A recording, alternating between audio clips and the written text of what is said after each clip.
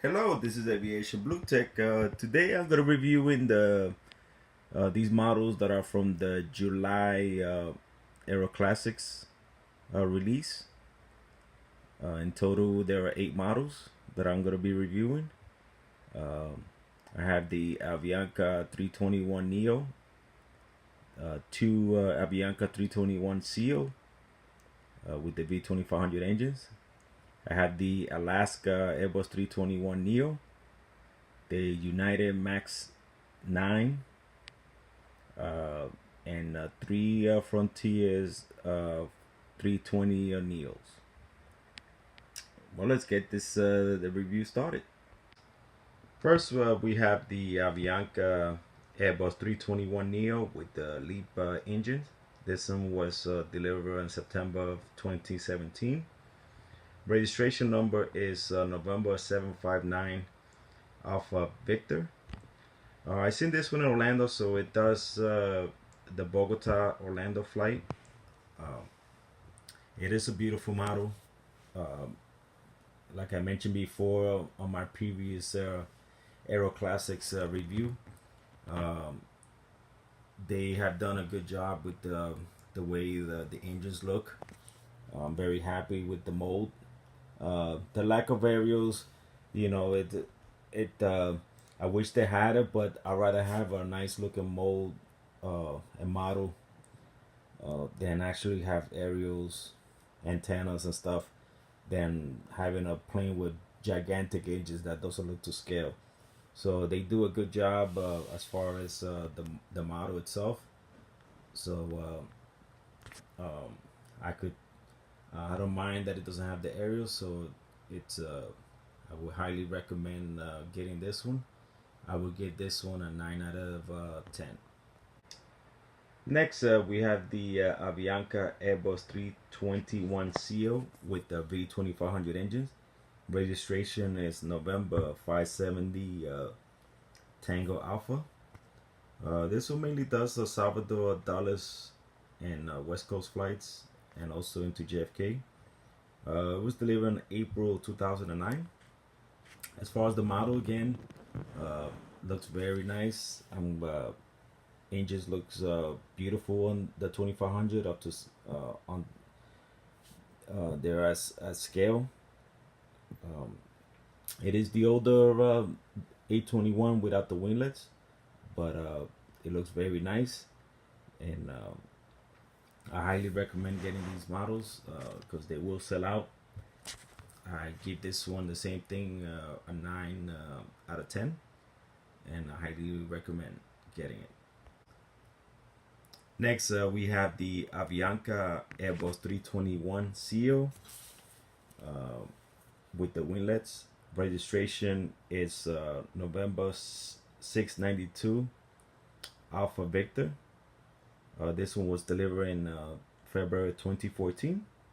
It's powered by two 2500 engines. It mainly does El Salvador LAX flights. I went back and I looked at 7 days, and that's all this one did. So, as far as the model, same thing. Very nice looking model. I really like the way this model looks with the V2500 engines and with the winglets. Very happy with it. I have it with the Spirit Airlines, and also JetBlue is the same mold. So again, they did a nice job on it. I highly recommend these because again, these will sell out and will be very hard to get. So I highly recommend getting this model. And again, I give this one, forgot to mention, I give it a 9 out of 10. Next, we got the Alaska Airbus 321 Neo with the LEAP engines. Registration is November 928 Victor Alpha. This was delivered in May 2018. This one basically does the LAX to JFK and Dallas flights. I gotta tell you, the Alaska paint job on the 321 looks fantastic. It really looks well on the 320. but on the 321 Neo, it looks so much. I mean, it looks really nice. I highly recommend getting this model. Um, Again, the same thing I would tell you about this one, um, and just looks really nice, and I like the way it looks. So just before I go on the Avianca with the winglets, I would give that one a 9 out of 10. I forgot to mention that one. And on this one, again, it looks so beautiful. I will have to give it a 9.5 out of 10, um, just because of the way they did with the paint scheme. So I would highly recommend getting this model. Next, we have the United 737 Max 9. I believe this was the first Aeroclassics with the. I have gotten the Max 8, so I believe this is the first Max 9. And registration on this one is November 67501. It was delivered on April of 2018. And I gotta tell you, I was hesitant in the beginning. I didn't think that it was, for some reason, when it first came out and I saw it on pictures, didn't like the way it was gonna, the way the United, the name, the font looks. But I gotta tell you, it looks really nice. I like this one does have an antenna on top, and I like the way the gold stripe looks. And I looked around, I didn't see any defects on this one, so they did a really nice job on it, on this one. So I had to take that back. I had mentioned that I wasn't too thrilled of getting this one. I wasn't expecting much, but after getting it, it looks really nice. So the antennas, I know they had issues on the couple of them. I didn't see any issues. Just the wing here, a little bent downwards. I don't know if you guys could tell, but I seen a lot worse. So I gotta take a couple of points off for that. But besides that, it's a nice looking model. I will tell you to hold off on getting this because I believe Gemini will be getting. I believe they're gonna get it the next month or the month after. A 737 Max 9 in the United Coast, since they just got it on the 1/200 scale. So usually that means that they will come out with one on the 1/400 scale. So I will hold off because Gemini just does do a better job on the 737s.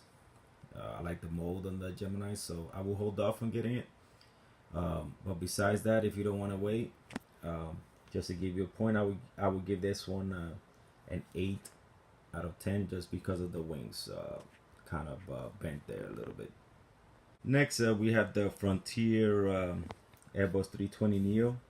Registration number is November 328 Foxtrot Romeo. This one was delivered on December 2017. They're powered by LEAP engines. Kind of gonna just give you guys my review on all three of them, since the only difference is just the paint scheme. So I will kind of bring them up all at the same time. As far as Frontier, I mean, the paint job is great. I love the way they look. The problem that I have with Frontier is they don't really have any big airports as far as activity. You got Denver and Orlando, but as far as large scale operations, they really don't have it. So why not? I do got all the Frontiers that came out, but not being able to kind of show it off as far as a big operation. So these models all look the same except just for the tails with different animals on them.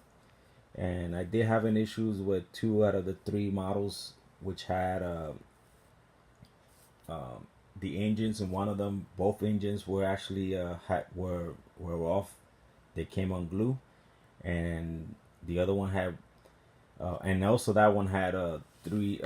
Besides both engines, one of the gears was off, and the other one had just one engine off. So I wasn't pleased with that. I had to spend time gluing them back. Um, so here's another one. This one is November 317 Foxtrot Romeo, and I think this one, as you can see, the wheel is missing. Gotta check out where I dropped it. So it should be around, but you know, that's what I was talking about. That was another issue that it had. One of the wheels had come off, and I put it back. But again, this one must have came off, so I got to look for it.